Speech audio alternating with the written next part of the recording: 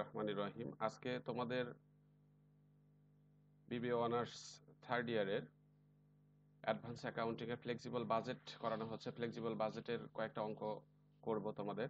তোমরা অঙ্কগুলো ভাষায় ভালো করে প্র্যাকটিস করবে এবং এখানে সবাই দেখবা। যদি এখানে ভালোভাবে প্র্যাকটিস করো তাহলে অবশ্যই বাসাতেই ভালো করে পারবে, এই আশাবাদ ব্যক্ত করে তোমাদের এই অঙ্কগুলো আজকে আমি স্টার্ট করব।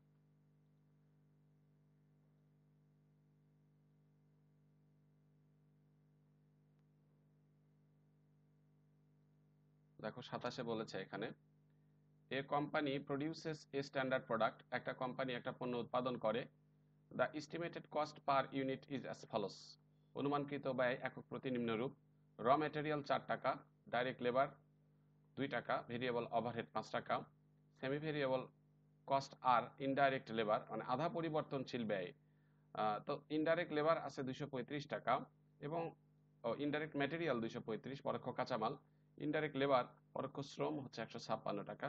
মেইনটেন্যান্স আর রিপেয়ার্স, মেইনটেন্যান্স আর না, মেইনটেন্যান্স অ্যান্ড রিপেয়ার্স এটা হবে মেরামত এবং রক্ষণাবেক্ষণ খরচ। এই কয়েকটা হলো সেমি ভেরিয়েবল। তোমরা জানো সেমি ভেরিয়েবল এক্সপেন্সেস এর মধ্যে কিছু বা সেমি ভেরিয়েবল কস্টের মধ্যে কিছু ভেরিয়েবল অংশ থাকে এবং কিছু অংশ থাকে ফিক্সড। কিন্তু এখানে ভাগ করে দেয়া নাই যে কতটুকু ফিক্সড অংশ আছে এর মধ্যে। এটাই এখন দেখো এখানে বলছে, the variable cost per unit included in semi variable are. আর এই যে সেমি ভেরিয়েবল কস্টগুলো আছে না এখানে, ইনডাইরেক্ট ম্যাটেরিয়াল, ইনডাইরেক্ট লেবার এবং রিপেয়ার অ্যান্ড মেইনটেন্যান্স, এইটার মধ্যে ভেরিয়েবল কস্ট কতটুকু আছে সেটা বলছে এখানে, যে the variable cost per unit included in semi variable are. আধা পরিবর্তনশীলের মধ্যে পরিবর্তনশীল আছে একক প্রতি। ইনডাইরেক্ট ম্যাটেরিয়াল একক প্রতি আছে 5 পয়সা করে, ইনডাইরেক্ট লেবার আছে 8 পয়সা করে এবং রিপেয়ার মেইনটেন্যান্স অ্যান্ড রিপেয়ার আছে 10 পয়সা করে। এখন বলছে the fixed factory, the fixed cost আর ফ্যাক্টরি, ওই ফ্যাক্টরি স্থায়ী ব্যয় টাকা 2000 ইজ অ্যাডমিনিস্ট্রেটিভ প্রশাসনিক ব্যয় 2000 টাকা, 3000 সেলিং, 3000 টাকা হচ্ছে সেলিং। তারপরে বলছে সেলিং অ্যান্ড ডিস্ট্রিবিউশন, এখানে কত টাকা বলছে, ও সরি, এখানে বলছে দ্য ফিক্সড কস্ট আর ফ্যাক্টরির কস্ট হলো 2000, অ্যাডমিনিস্ট্রেটিভ কস্ট হলো 3000, সেলিং অ্যান্ড ডিস্ট্রিবিউশন কস্ট হলো 2500 টাকা। দ্য অ্যাভো cost are for 70% of the normal capacity producing 700 unit. মানে উপরের যে এই যে ব্যয়গুলো দেওয়া আছে এটা 70% নর্মাল উৎপাদনের ক্ষমতা, স্বাভাবিক উৎপাদন ক্ষমতা 700 ইউনিটের বেলায়, মানে এই 700 ইউনিটের বেলায় এখানে এই ব্যয়গুলো সম্পন্ন হয়েছে। দ্য সেলিং প্রাইস ইজ টাকা 30 পার ইউনিট, এক একটার বিক্রয় মূল্য 30 টাকা। তাহলে দেখো 70% সমান আমাদের এই ব্যয়গুলো কিন্তু দেওয়া আছে, অর্থাৎ 700 ইউনিটের জন্য এই ব্যয়গুলি দেওয়া আছে। এখন বলছে প্রিপেয়ার এ ফ্লেক্সিবল বাজেট, একটা বাজেট বড় ফর 60%, 80%, 100% নর্মাল ক্যাপাসিটিতে with the help of the above. উপরের সহযোগিতায় 60, 80 এবং 100%-এর একটা বাজেট তৈরি করো। আচ্ছা, এই বাজেটটা তৈরি করতে গেলে আমাদের কয়েকটা জিনিসকে একটু ক্লিয়ার করে বের করে নিতে হবে। সেটা হলো যে এই 70% সমান যদি 700 ইউনিট হয় তাহলে 60, 80 এবং 100% সমান কত নর্মাল প্রোডাকশন, কত পার্সেন্ট হয় এখানে ক্যাপাসিটি, সেটা বের করতে হবে। তারপরে এখানে ফিক্সড কস্টগুলো আলাদা করে দেওয়া আছে, ভেরিয়েবল কস্ট আলাদা করে দেওয়া আছে, কিন্তু এই যে সেমি ভেরিয়েবল কস্টের মধ্যে যতটুকু অংশ ফিক্সড আছে সেই ফিক্সড অংশটাকে কি করে দেয়া নাই, আলাদা করে দেয়া নাই, যেটাকে আমাদের আলাদা করে বের করতে হবে। তো আমরা সেটাই এখন করব। শুরু করতে পারি। শুরু করো। এখানে লেখো হচ্ছে যে ক্যালকুলেশন অফ প্রোডাকশন লেভেল বা level of activities.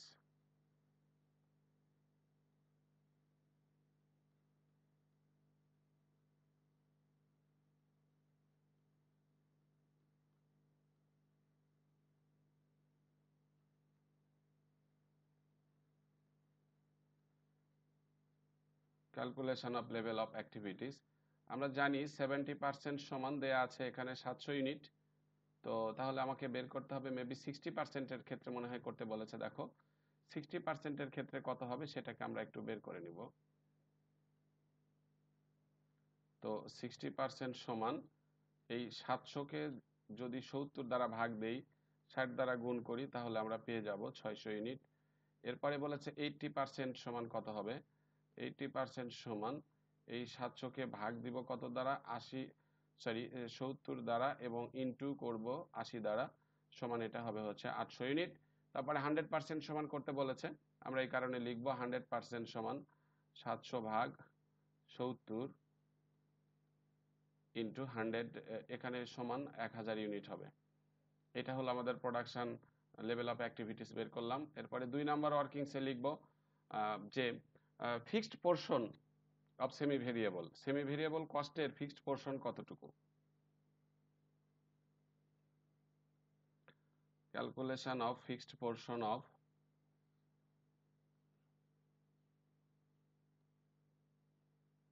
Semi variable cost.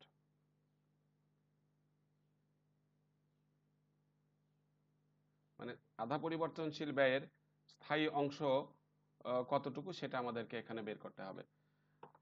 এই পর্যন্ত তোমাদের লেখা মনে হয় হয়ে গেছে। তাহলে দেখো আমরা যেটা লিখেছি এখানে calculation of fixed portion of semi variable cost লেখার পরে এখানে লিখেছি ইনডাইরেক্ট ম্যাটেরিয়াল, ইনডাইরেক্ট এখানে কি আছে ইনডাইরেক্ট ম্যাটেরিয়ালের পরে আছে হচ্ছে ইনডাইরেক্ট লেবার, তারপরে হচ্ছে মেইনটেনেন্স। টোটাল কস্ট দেয়া আছে এইটা। এখন এখান থেকে ভেরিয়েবলের অংশ কতটুকু সেটা আমরা বাদ দিলে হয়ে যাবে লেস ভেরিয়েবল পোরশন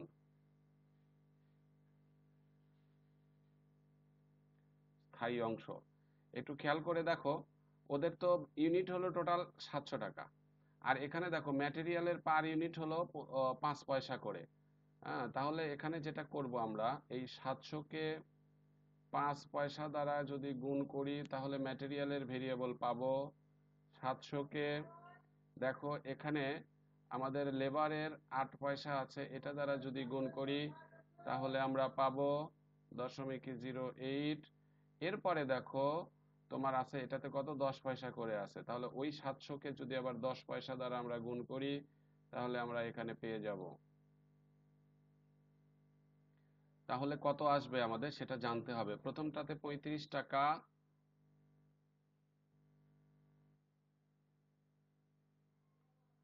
প্রথমটাতে কত হয় দেখো তো 5 7টা 35 টাকা নাকি, তারপরে 27টা 56 টাকা, আর এটা মনে হয় 70 টাকা। এই ভেরিয়েবল অংশটা আমরা এখানে বাদ দিয়ে দিলাম। বাদ দিলে এখানে ফিক্সড অংশটা থাকলো 200, তারপরে এখানে আসলো 100 এবং এখানে আসলো 500 টাকা। এগুলো হলো স্থায়ী খরচ। তাহলে আমি এই দুটাই করে ফেললাম। এটা হলো স্থায়ী অংশ ছিল 200 টাকা, আর 35 টাকা মিলে total semi variable cost indirect material ছিল 235। ঠিক একইভাবে ইনডাইরেক্ট লেবার এবং মেইনটেনেন্স এর ক্ষেত্রে এখানে এটা আসবে।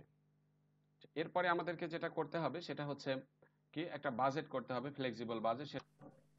তাহলে দেখো এখন আমাদের এখানে যে বাজেটটা করার কথা ছিল আমরা সেই ছকটা করে ফেলেছি।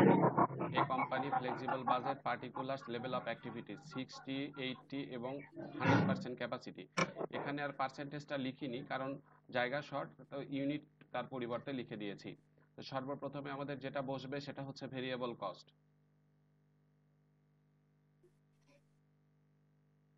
আমাদের এখানে ভেরিয়েবল কস্টের মধ্যে কি কি আছে, এই যে ম্যাটেরিয়াল, লেবার আর ওভারহেড, এটাকে আমরা একটু লিখে নিই। ম্যাটেরিয়াল, লেবার, তারপরে লিখব ওভারহেড। এটা আমরা লিখব ইউনিট ইনটু মানে যে কয় টাকা করে আছে সেই টাকা দ্বারা গুণ করব।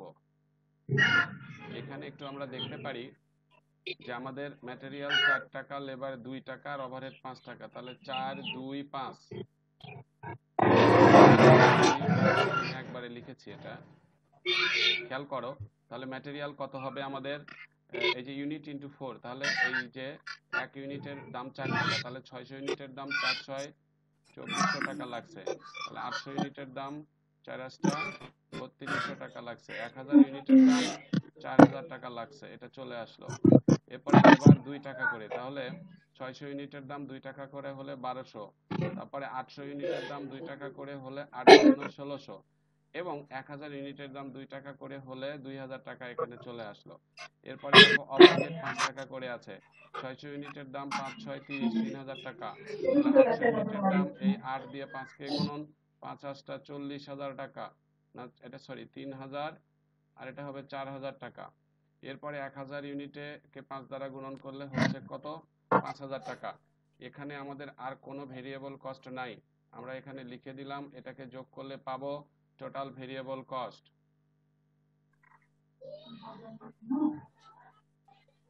টোটাল ভেরিয়েবল কস্ট স্যার বলো। আমরা 70% হলো 700 ইউনিটের জন্য করলাম না কেন? ওটা এখানে তো তো আমাদের বলে চাই দেওয়া নাই, আছে। ৭০০ ইউনিট তো চাই নাই আমাদের।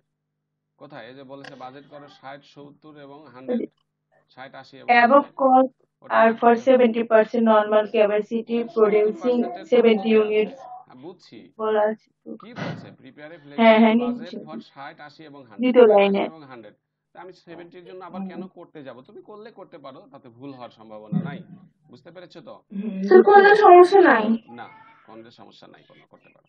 আচ্ছা, তাহলে দেখো এখন আমাকে এগুলোকে যোগ করতে হবে, যোগ করে আমার এই যোগফলটা কি করতে হবে? নামাতে হবে। তাহলে দেখো টোটাল ভেরিয়েবল কস্ট এটার হলো 6,600, 8,800 এবং এটার হলো 11,000 টাকা। এরপরে আমরা যেটা লিখবো সেটা হচ্ছে semi variable cost. Semi variable cost, semi variable কস্টের মধ্যে আমাদের কি কি আছে সেটা আগে আমরা একটু দেখে আসি। সেমি ভেরিয়েবল কস্টের মধ্যে দেখো আছে এখানে ইনডাইরেক্ট ম্যাটেরিয়াল, ইনডাইরেক্ট লেবার আর মেইন রিপেয়ার এন্ড মেইনটেনেন্স। প্রথমে দেখো indirect labour,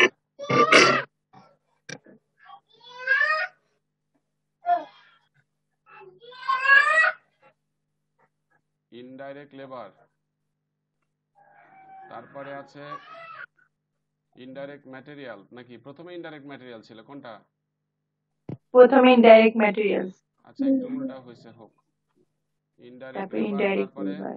maintenance and repair, হ্যাঁ মেইনটেনেন্স এন্ড রিপেয়ার, এই তিনটাকে আমি উঠিয়ে নিলাম আগে। তো তোমরা এভাবে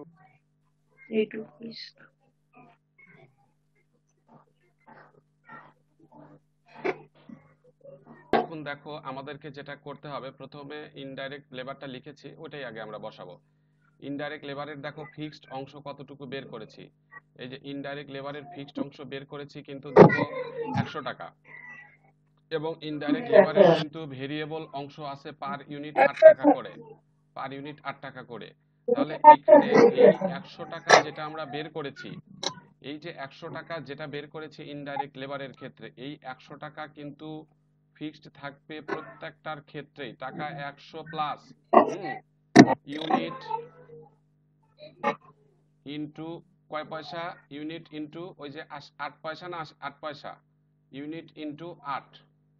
তার মানে এই 100 টাকা ফিক্সড থাকবে প্রত্যেকটার ক্ষেত্রেই। তার পরবর্তীতে যে ইউনিটটা এখানে আছে, এই যে 600 ইউনিট আছে, 600 কে 8 দ্বারা গুণ করব, গুণ করে যা হবে তার সাথে 100 যোগ হবে। দেখো তো 600 কে 8 দ্বারা গুণ করলে কত আসে? 6 48 টাকা। হ্যাঁ 6 কত 48, ওই 48 এর সাথে এই 100 যোগ করলে এখানে হবে 148 টাকা। এর পরেরটাতে দেখো এই 800 কে যদি ওটা দিয়ে গুণ করি 8 8 64, তাহলে 164 টাকা হবে। এরপরে 1000 ইউনিট আছে, এই 1000 ইউনিটকে যদি আমি 8 দ্বারা গুণন করি তাহলে হয় কত বলো তো? 80, তাহলে যোগ করলে মেবি 180 টাকা হবে। আচ্ছা তারপরে দেখো ম্যাটেরিয়াল, ম্যাটেরিয়ালের বেলায় দেখো ম্যাটেরিয়ালের বেলায় দেখো পার ইউনিট কত টাকা আছে বলো তো? ম্যাটেরিয়ালের বেলায় পার ইউনিট আছে 5 পয়সা করে। তাহলে আমরা এখানে লিখব টাকা, এবং ম্যাটেরিয়ালের ক্ষেত্রে দেখো আমরা ফিক্সড পোরশন বের করেছি মেবি 200 টাকা। এই যে ফিক্সড পোরশন 200 টাকা বের করেছি, আমরা এখানে এটাকে দিব, সরি আমরা এখানে কি করব, এই যে 200 টাকা লিখব, টাকা 200 প্লাস ইউনিট ইনটু 5 পয়সা মানে যে 0.5। তাহলে প্রথমে আছে কত ইউনিট এখানে? 600 ইউনিট। 600 কে যদি 5 পয়সা দ্বারা গুণন করি 5 6 30, 30 আর 200 যোগ করলে হবে 230। তারপরে আছে 800 ইউনিট, 5 8 40 হয়, 40 আর 200 যোগ করলে হয় 240। তারপরে আছে 100, হ্যাঁ 5 8 40, 5 8 40, হ্যাঁ তারপরে 1000 ইউনিট আছে, 1000 ইউনিটের 5 করলে 50 আসে, তাহলে এটা হবে 250। এরপরে আমরা দেখব 250 হচ্ছে মেইনটেনেন্স কস্ট। মেইনটেনেন্সের ক্ষেত্রে দেখো আমরা ফিক্সড অংশ কতটুকু বের করেছি, ফিক্সড অংশ বের করেছি 500 টাকা, আর পার ইউনিট মেইনটেনেন্সের 10 পয়সা আছে। তাহলে এখানে লিখব টাকা 500 প্লাস ইউনিট ইনটু 0.10। তাহলে এই 10 দিয়ে যদি আমি 600 কে গুণন করি তাহলে হবে 60 পয়সা, 60 টাকা। 60 হলে আর 500 সাথে যোগ করলে 560, তারপরেরটা আছে কত 80। 800 কে 10 করলে 80 আসে, তাহলে এটা হবে 580 580। আর 1000 কে করলে 100, তাহলে এটা হয়ে যাবে কত 600 এখন আমাদের 600 তিনটা যোগ করতে হবে। যোগ করলে আমরা যেটা পাবো সেটা হবে হচ্ছে total semi variable cost. Total তোমাদের ওখানে সাউন্ড জার হয়, বন্ধ করে রাখো না কেন। Semi variable cost, semi variable cost, এটাকে আমি কি বলবো, বি বলবো। এটা টোটাল যোগফল কত, তাহলে টোটাল যোগফল এটার হচ্ছে 938, 984 আর হচ্ছে 1030 টাকা আসলো আমাদের। এরপরে আমাদেরকে লিখতে হবে এখানে যত ফিক্সড কস্ট গুলো আছে সেইগুলো। এখানে আমরা এখন লিখব ফিক্সড কস্ট। ফিক্সড কস্টের মধ্যে কি কি আছে সেটা একটু আমি আগে দেখে নেই। এখানে ফিক্সড কস্টের মধ্যে আছে এই যে ফ্যাক্টরি কস্ট, অ্যাডমিনিস্ট্রেটিভ, এগুলো আমরা লিখতে থাকি। Selling and distribution, factory cost, administration, administrative ব্যাপারটা ফ্যাক্টরি কস্ট, তারপরে কি আছে অ্যাডমিনিস্ট্রেটিভ, হ্যাঁ স্যার, অ্যাডমিনিস্ট্রেটিভ ওভারহেড, তারপরেরটা কি আছে লাস্টেরটা, selling and selling and distribution distribution expenses.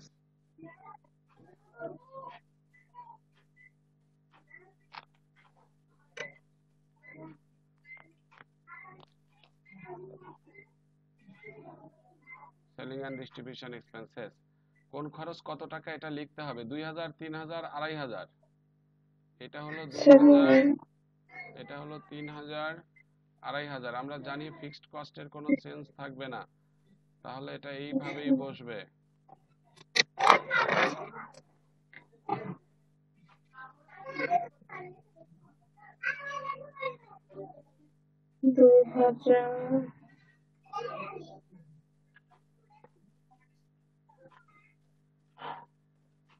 সাড়ে 7,000 এটা যোগ করে দিলে হবে total fixed cost. Total fixed, এটাকে বলবো আমরা সি। এটা হয়ে পাচ্ছি 7500 টাকা, 7,500।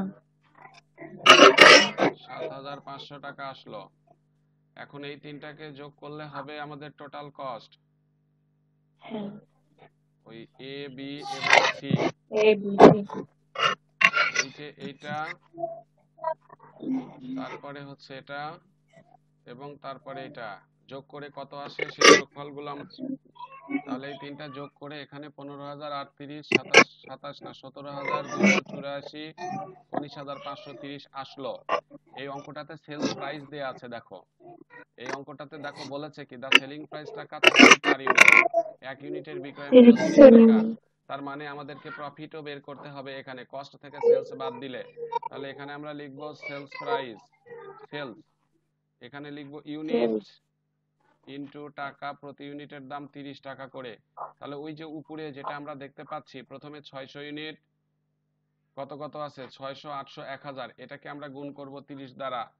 600, 800, 1000, 600 কে যদি গুণ করি 3 6 18 লিখে 1 2 3, 800 কে যদি গুণ করি তাহলে 3 8 24, এখানে 24,000 টাকা।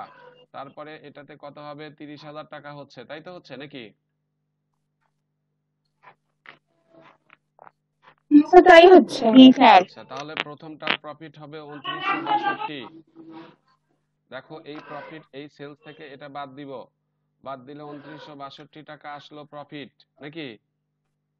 2,962 তারপরে 2,962, তারপর এটার প্রফিট হচ্ছে কত হচ্ছে দেখো 6,716।